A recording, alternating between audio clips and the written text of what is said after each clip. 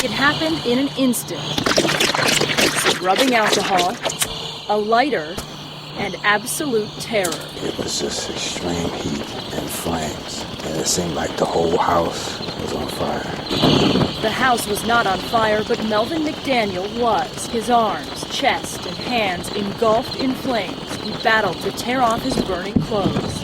I finally ripped them off, and I was standing in the kitchen naked. I could see my skin on parts of my shirt on the floor. I could see it smoldering. See it and smell it. The putrid odor of burning human flesh. The smell was awful. And the aftermath was too. McDaniel spent more than a month in the hospital and suffered through 8 operations. He still carries around the scars, and it is a heavy burden. A daily reminder of the woman McDaniel says intentionally set him on fire, burning away his flesh, his ego, and his peace of mind.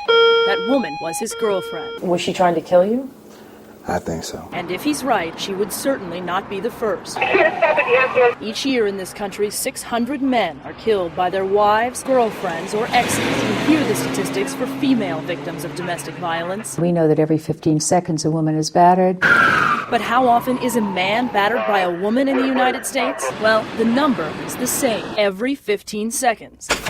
At least according to Richard Gellis. Gellis is considered one of the country's leading experts on domestic violence. He has made a career of talking to victims and perpetrators, and what he's discovered is that the women are as likely to initiate the violence as are the men. And it might surprise you to know that Gellis says 1/4 of all domestic violence cases involve men who don't hit back. That's what the numbers say. But in this room in Sacramento, California, you'll find the people who back them up. Somebody was going to die in my house. I was ready to fight to the death over who didn't change the toilet paper roll.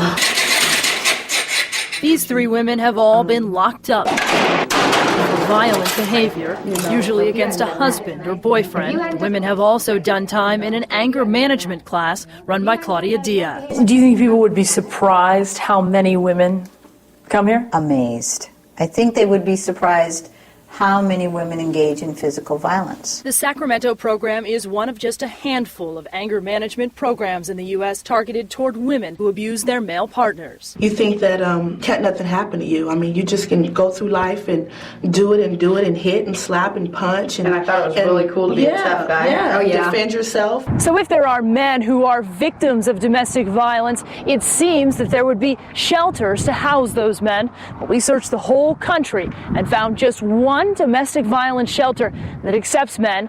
We found it here in the middle of the California desert. We can't show you the outside of the shelter because we want to protect the men, women, and children who stay here. We can show you the inside, places where those children can finally play without fear. Rick Stratton participates in the shelter's outreach program. His wife did time for 6 felonies, including stalking, abuse, and causing grave bodily harm. He says she broke his ribs, his jaw, and his confidence, and when doctors treated his injuries, he lied. I'm getting 3 or 4 stitches in my jaw, and I'm telling them that I fell down and hit a TV. Stratton says he knew a 180-pound tattooed guy would be laughed at if he asked for help. There's 100,000 male victims in our society who, when they present themselves as victims, the best they can hope for is that they'll be taken seriously, but more often than not, they'll be laughed at or ridiculed. What do you mean? You let your wife hit you? Why would you let your wife hit you? Hit her back. But Stratton swears he never did. He says he learned as a child over a game of Monopoly never to hit his sister, a lesson handed down by his father. He told me one time, he said, you do that again and you'll pay for it. You don't hit girls. A very different lesson from the one many little girls learn. I was taught if any man ever says anything to me that's inappropriate, I get to slap him. I can't think of anything bad enough. And Hollywood teaches that lesson too. The latitude that women get is more substantial. They have a greater free fire zone. Some say even our nation's lawmakers have looked the other way. Back in 1994, Congress passed the Violence Against Women Act, or VAWA. It's $1.6 billion tax dollars. It's done a lot of very concrete things that will actually increase the physical safety of not just women, but all people who use those services. People we talked with all agree that VAWA has done good things for women, but most say it has done little or nothing for men. One Justice Department official told us flat out, quote, the program is designed to assist women. And take a look at this Justice Department document obtained by Fox 5. It acknowledges that for the purposes of VAWA, the department refers to, quote, victims as women and perpetrators as men. Critics say that's un-American. Clearly it's unconstitutional. Congressman John Conyers sponsored the Violence Against Women Act. I worry about constitutional issues, and this is not one of them. National Organization for Women Executive Vice President Kim Gandy is one of VAWA's strongest advocates. She says the bill does not discriminate. Most all of the provisions are quite gender neutral. But if the language of the bill is gender neutral, why not make the name gender neutral? What's in a name? Maryland Congresswoman Connie Morella says that there is something in a name. She says the Violence Against Women Act is called that because more often than not, women are the victims of what used to be called a dirty little secret. That secret really affected women far more than men. And women were contained within their little shell as a hostage. She's right. Women are more likely to be victims. Morella admits they are perpetrators too. In fact, Richard Gellis says there are 2 million women in the U.S. who hit their male partners. Take out those who are emotionally provoked and those who hit in self-defense, and he says you're still left with 100,000 women who beat their male partners. Author Phil Cook says hardly anybody's talking about that. There is, I believe, a deliberate effort to give out misinformation about domestic violence for political reasons. Cook penned the only book ever written that focuses strictly on male victims of domestic violence. He's been speaking out, so has Barbara Ladine. Ladine works for a group called the Independent Women's Forum. She's a regular critic of some of VAWA's biggest supporters. I think the average taxpayer would be appalled. Also because the average taxpayer has been beaten around the heads by the media and by the government to understand that this is a female problem done by males.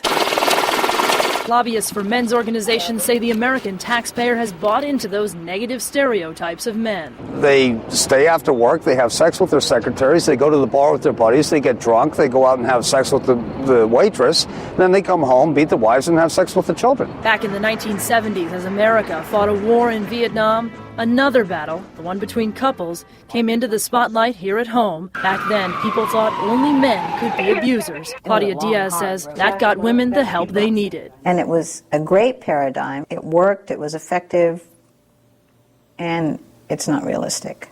Now, she and some others agree it's time for VAWA's supporters to make a change. They like the spotlight to be on the women. The spotlight has been on the women for 20 years, and I have no problem with that in one sense because I want women to get help. But I think it's time to turn on the stage lights and see who else is on stage. Researcher Richard Gellis says he's even had his life threatened by people who disagree with his conclusion that men are victims too. How many death threats have you gotten?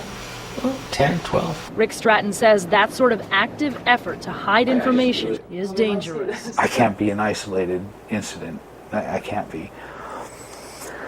And I know that there's something that's got to be done about it because the longer we stay quiet and we cover and we lie, the worse it's going to get. And we're going to be using body bags. Counselors say not dealing with both sides of domestic violence means in the long run, kids suffer. In the final analysis, it doesn't matter whether dad's hitting mom or mom's hitting dad, the children are watching and they're learning the wrong lesson. The children learn to use violence in their homes, and they pick people who know that dance, and the violence just keeps going on and on and on. On and on as children grow up and live in the shadow of their parents' mistakes.